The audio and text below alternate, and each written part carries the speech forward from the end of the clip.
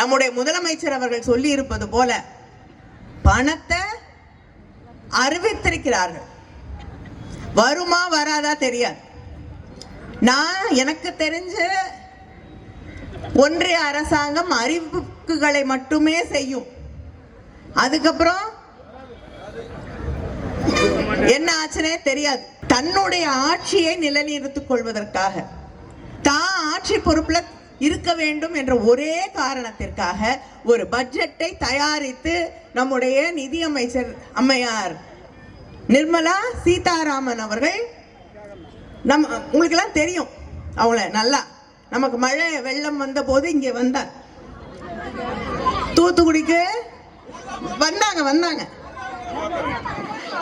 வந்து இங்க இருக்கக்கூடிய நம்ம கலெக்டரேட்ல தான் உட்கார்ந்து எல்லார்கிட்டையும் இங்க என்ன நடந்தது, மழை வந்ததை பத்தி எல்லாம் கேட்டுட்டு அப்புறம் நம்ம நிதி அமைச்சரை அழைத்து கொண்டு எல்லா இடங்களுக்கும் சென்று பார்வையிட்டு விட்டு முக்கியமான ஒரு கருத்தை சொன்னார்கள். என்ன, கோயிலுக்கு போனீங்கன்னா தட்டுல காசு போடுங்க, உண்டியல்ல போடாத. அதனால சொல்லிட்டு அவ்வளவுதான். போனவங்க தமிழ்நாட்டை பத்தி சிந்திக்கவும் இல்லை. நமக்கான அந்த மழைக்கான நிவாரண நிதி 1 ரூபாய் வரல. ஆனா தேர்தல் நேரத்திலே மோடி தமிழ்நாட்டுக்கு 8 தடவை 10 தடவை வந்தார். பட்ஜெட்ல நம்ம பேரு ஒரு தடவை கூட வரல. தமிழ்நாட்டுக்கு வந்து நான் தமிழ்னா பொருட்களையே நான் தமிழ் பேசணும் இது அதுன்னாரு. ஆனா பட்ஜெட் எழுதும் போது தமிழ்நாட்டு பேரே அவங்களுக்கு ஞாபகம் வரவில்லை. ஆனா ஜிஎஸ்டி மட்டும், நம்ம கிட்ட வரி மட்டும் வாங்கிக் கொள்கிறார்கள். நாங்க சொல்ல முடியுமா? நம்ம சொன்னா என்ன ஆகும்? நாங்க வரி, நீ எனக்கு காசே கொடுக்க மாட்டேங்கிற, நான் ஏன் வரி கொடுக்கணும்னு கேட்டா நீங்க எப்படி நாட்டை நடத்துவீர்கள்? நம்முடைய முதலமைச்சர் நம்முடைய மாணவர்களுக்கு ஒவ்வொரு ஆண்டும் பயிற்சி அளித்து வெற்றிகரமாக நடத்தி கொண்டிருக்கக்கூடிய திட்டம் தான் நான் முதல்வன். இதுக்கு ஒன்றிய அரசாங்கம் நமக்கு காசு கொடுக்க மாட்டாங்க.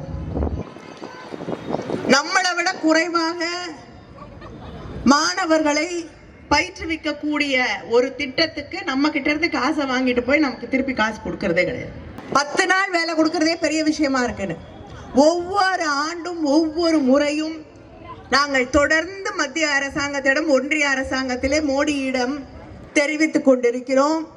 நீங்க பணம் ஒதுக்க மாட்டேங்கிறீங்க, பணம் ஒதுக்கலைன்னா எப்படி 100 நாள் வேலை கொடுக்க முடியும்? சென்ற ஆண்டு நிதி ஒதுக்கினார்கள், இத்தனை வருஷத்துல ஒதுக்கினதை விட குறைவாக ஒதுக்கினார்கள். இத்தனை வெயிலிலும் நின்று கொண்டு நம்முடைய கழகத்தின் தலைவர் அவர்களின் ஆணைக்கு இணங்க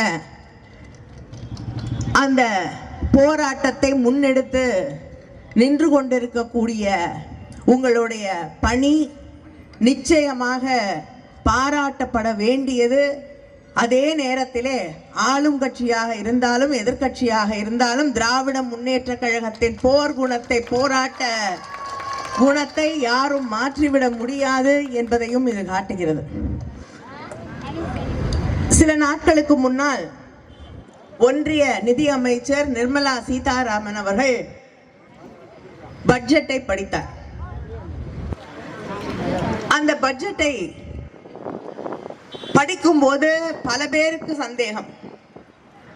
நாங்க டெல்லியிலே நாடாளுமன்றத்திலே இருக்கிறோமா அல்லது பீகார் ஆந்திராவுடைய சட்டமன்றங்களிலே ஒருவேளை நின்று கொண்டு அந்த பட்ஜெட்டை கேட்டுக்கொண்டிருக்கிறோமா என்று தெரியாத அளவிற்கு இந்த நாட்டின் ஏனைய பகுதிகள் எல்லாம் நிராகரிக்கப்பட்டு 2 மாநிலங்கள் மட்டுமே இந்த நாட்டிலே இருப்பதாக எண்ணிக்கொண்டு அவர்கள் ஒரு பட்ஜெட்டை தயாரித்திருக்கிறார்கள். 2 மாநிலங்களுக்கும், பீகாராக இருக்கட்டும் ஆந்திராவாக இருக்கட்டும், அவர்களுக்கு நிதி அளித்து அந்த மாநிலங்களை முன்னேற்றுவதிலே நமக்கு யாருக்கும் 2 வேற கருத்துக்கள் கிடையாது. ஆனா ஒன்றே ஒன்று, நம்முடைய முதலமைச்சர் அவர்கள் சொல்லி இருப்பது போல பணத்தை அறிவித்திருக்கிறார்கள். வருமா வராதா தெரியாது. நான் எனக்கு தெரிஞ்ச ஒன்றிய அரசாங்கம் அறிவிப்புகளை மட்டுமே செய்யும். அதுக்கப்புறம் என்ன ஆச்சுனே தெரியாது. இன்று அவர்களுக்கு ஆட்சி பொறுப்பிலே இருக்க வேண்டும் என்றால் ஒரு மைனாரிட்டி ஆட்சியாக இருக்கக்கூடிய, ஏன்னா இவங்க மைனாரிட்டி மக்களுக்கு எதிராகவே இருக்கக்கூடியவர்கள். அதனாலதான் இன்னைக்கு மைனாரிட்டி ஆட்சி நடத்தி கொண்டிருக்கிறார்கள். அந்த மைனாரிட்டி ஆட்சியை அங்க ஆட்சி பொறுப்பிலே பிரதமராக திரு நரேந்திர மோடி அவர்கள் நீடிக்க வேண்டும் என்றால், பாஜக ஆட்சி பொறுப்பிலே நீடிக்க வேண்டும் என்றால், பீகார் ஆந்திரா என்ற 2 மாநிலங்கள் அங்கே இருக்கக்கூடிய எம்பிக்கள், அந்த கட்சியின் தலைவர்கள் அவர்களுக்கு ஆதரவு அளிக்க வேண்டும். வேற எந்த காரணமும் இல்லை. இந்த 2 மாநிலத்து மேல அவங்களுக்கு அக்கறை இருக்கிறதுக்கு. ஆட்சியில இருக்கணும்னா அவங்களோட தயவு தேவை. அந்த தயவிற்காக அவர்கள் எதை கேட்டாலும் இவர்கள் கொடுக்க தயாராக இருக்கிறார்கள். இப்படி தன்னுடைய ஆட்சியை நிலைநிறுத்திக் கொள்வதற்காக, தான் ஆட்சி பொறுப்புல இருக்க வேண்டும் என்ற ஒரே காரணத்திற்காக ஒரு பட்ஜெட்டை தயாரித்து நம்முடைய நிதியமைச்சர் அம்மையார் நிர்மலா சீதாராமன் அவர்கள், உங்களுக்கு எல்லாம் தெரியும் அவங்கள நல்லா, நமக்கு மழை வெள்ளம் வந்த போது இங்கே வந்தார், தூத்துக்குடிக்கு வந்தாங்க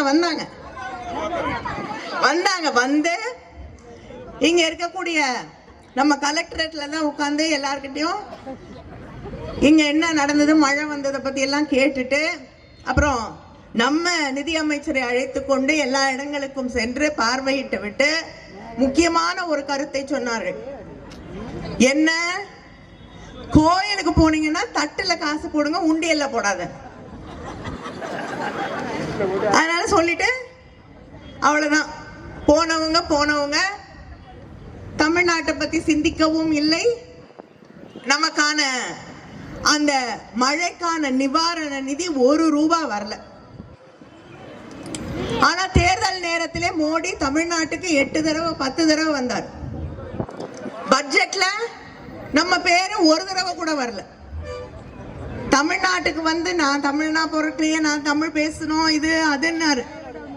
ஆனா பட்ஜெட் எழுதும் போது தமிழ்நாட்டு பேரே அவங்களுக்கு ஞாபகம் வரவில்லை. ஆனா ஜிஎஸ்டி மட்டும், நம்ம கிட்ட வரி மட்டும் வாங்கிக் கொள்கிறார்கள். நாங்க சொல்ல முடியுமா? நம்ம சொன்னா என்ன ஆகும்? நாங்க வரி, நீ எனக்கு காசே கொடுக்க மாட்டேங்கிற, நான் ஏன் வரி கொடுக்கணும்னு கேட்டா நீங்க எப்படி நாட்டை நடத்துவீர்கள்?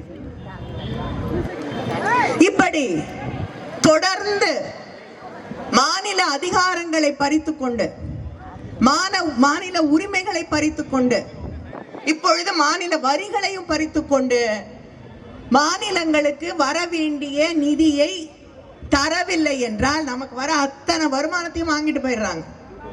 வாங்கிட்டு போயிட்டு திருப்பி கொடுக்கலன்னா அந்த மாநிலத்தை எப்படி நிர்வாகம் செய்வது? மக்களுக்கு தேவையான சாலை வசதிகள், வளர்ச்சி பணிகள், மருத்துவ தேவைகளுக்கான நம்முடைய முதலமைச்சர் ஒவ்வொரு நாளும் மக்களுக்கான திட்டங்களை அறிவித்துக் கொண்டிருக்கிறார்கள். எந்த நிதி நெருக்கடி வந்தாலும் அதை செயல்படுத்தி காட்டிக் கொண்டிருக்கிறார்கள். புதுசா பட்ஜெட்ல ஒரு நம்முடைய நான் முதல்வன் போல ஒரு திட்டத்தை அறிவித்திருக்கிறார்கள். இவங்க வருஷத்துல எத்தனை பேருக்கு அந்த நாள் முதல்வன் திட்டத்தின் மூலமாக பயிற்சி அளிக்கிறேன் என்று ஒன்றிய அரசு, நாடு முழுவதும் தேசிய அளவில் இருக்கக்கூடிய அரசு சொல்கிறதோ அதை விட 3 மடங்கு 4 மடங்கு அதிகமாக ஒரே வருஷத்துல நம்முடைய முதலமைச்சர் நம்முடைய மாணவர்களுக்கு ஒவ்வொரு ஆண்டும் பயிற்சி அளித்து வெற்றிகரமாக நடத்தி கொண்டிருக்கக்கூடிய திட்டம் தான் நான் முதல்வன். இதுக்கு ஒன்றிய அரசாங்கம் நமக்கு காசு கொடுக்க மாட்டாங்க. நம்மளை விட குறைவாக மாணவர்களை பயிற்றுவிக்கக்கூடிய ஒரு திட்டத்துக்கு நம்ம கிட்ட இருந்து காசை வாங்கிட்டு போய் நமக்கு திருப்பி காசு கொடுக்கறதே கிடையாது. இப்படி ஒவ்வொரு திட்டம், சென்னைக்கான மெட்ரோ ரயில்வே திட்டம், நான் ஒரு கேள்வி கேட்டிருந்தேன். ஒன்றிய அமைச்சர் அமித்ஷா அவர்கள் அதிமுக ஆட்சியில் இருந்த பொழுது 2வது ஃபேஸ் மெட்ரோக்கு அவரே வந்து அடிக்கல் நாட்டிவிட்டு சென்றிருக்கிறார். இப்பொழுது அதற்கான பணம் கொடுக்கப்படவில்லையே, எப்பொழுது தருவீர்கள் என்று கேட்டால்,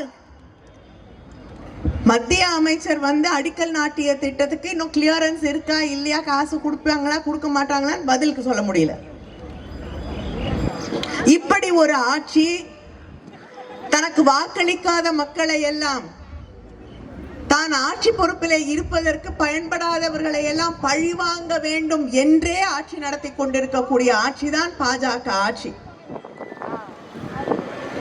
எந்த ஊருக்கு போய் கேட்டாலும் இங்க இல்ல, ஆனால் 100 நாள் வேலை நகரங்களை விட்டு வெளியே காலடி எடுத்து வைத்தால் முதலிலே அங்கே இருக்கக்கூடிய பெண்களும் ஆண்களும் கேட்கக்கூடியது 100 நாள் வேலை கிடைக்கல, 100 நாளுக்கு சம்பளம் வரல, 10 நாள் வேலை கொடுக்கறதே பெரிய விஷயமா இருக்குன்னு ஒவ்வொரு ஆண்டும் ஒவ்வொரு முறையும் நாங்கள் தொடர்ந்து மத்திய அரசாங்கத்திடம் ஒன்றிய அரசாங்கத்திலே மோடியிடம் தெரிவித்துக் கொண்டிருக்கிறோம். நீங்க பணம் ஒதுக்க மாட்டேங்கிறீங்க, பணம் ஒதுக்க மாட்டேங்கிறீங்க. பணம் ஒதுக்கலைன்னா எப்படி 100 நாள் வேலை கொடுக்க முடியும்? சென்ற ஆண்டு நிதி ஒதுக்கினார்கள், இத்தனை வருஷத்துல ஒதுக்கினதை விட குறைவாக ஒதுக்கினார்கள். அதுக்கு செலவு செஞ்சது ஒதுக்கின நிதியை விட குறைவாக செலவு செய்திருக்கிறார்கள். எப்படி வேலை கொடுக்க முடியும்? இந்த ஆண்டு அதை விட குறைவாக நிதி ஒதுக்கப்பட்டிருக்கிறது. ஏன், என்ன காரணம் சொல்றாங்க? போன வருடம் ஒதுக்கிய நிதியையே முழுமையாக செலவு செய்ய முடியவில்லை. நீ வேலை கொடுக்கல, சம்பளம் கொடுக்கல, எப்படி செலவு பண்ண முடியும்? அதனால் இந்த ஆண்டு இன்னும் குறைவாக ஒதுக்கப்பட்டு இன்னும் பல பேருக்கு வேலை வாய்ப்புகள் கிடைப்பதற்கு 100 நாள் வேலை திட்டத்தின் வழியாக கிடைக்கக்கூடிய வாய்ப்புகளை குறைத்திருக்கிறார்கள்.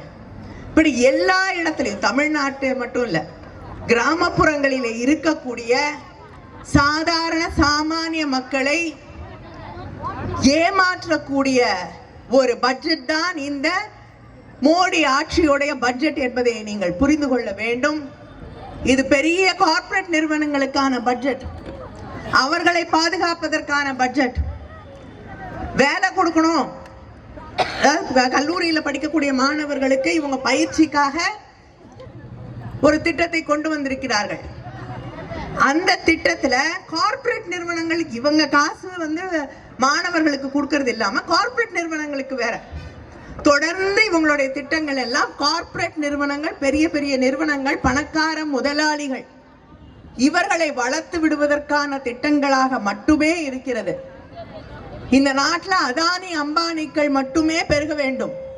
சாதாரண மக்கள் உணவில்லாமல், கல்வி இல்லாமல், அடிப்படை வசதிகள் இல்லாமல், மருத்துவ தேவைகளை அடைய முடியாமல் பாடுபட்டு கொண்டிருக்கக்கூடிய மக்கள் மீது இந்த அரசாங்கத்திற்கு கவலை இல்லை. ஏன்னா அதுக்கு செலவு செய்ய வேண்டிய பணத்தை ஒவ்வொரு வருஷமும் கல்வியாக இருக்கட்டும், மருத்துவமாக இருக்கட்டும், மக்களுக்கான தேவைக்கான திட்டங்களாக இருக்கட்டும், அடிப்படை வசதிகளுக்கான திட்டங்கள், அதுக்கெல்லாம் நிதி குறைக்கப்பட்டிருக்கிறது. இப்படி மக்கள் விரோத பட்ஜெட் தான் இந்த பிஜேபியோடைய பட்ஜெட். மக்கள் விரோதிகளாக செயல்பட்டு கொண்டிருக்கக்கூடியவர்கள், தமிழ்நாட்டு மக்களுக்கு எதிராக செயல்பட்டு கொண்டிருக்கக்கூடியவர்கள், தமிழ்நாட்டின் நல்லாட்சிக்கு எதிராக செயல்பட்டு கொண்டிருக்கக்கூடியவர்களே விரைவிலே பதவியிலே இருந்து இறக்கி காட்டுவோம், காட்ட வேண்டும். அங்கே தமிழ்நாட்டை பாதுகாக்கக்கூடிய, சாதாரண சாமானிய மக்களை பாதுகாக்கக்கூடிய, அதானிகளுக்கும் அம்பானிகளுக்குமான பட்ஜெட்டை மட்டுமே போடக்கூடியவர்களாக இல்லாமல் நம்முடைய கிராமப்புறங்களிலே வாழ்ந்து கொண்டிருக்கக்கூடிய மனிதர்களை பற்றி கவலைப்படக்கூடிய ஒரு ஆட்சியை அங்கே உருவாக்கி காட்ட வேண்டும். நன்றி, வணக்கம்.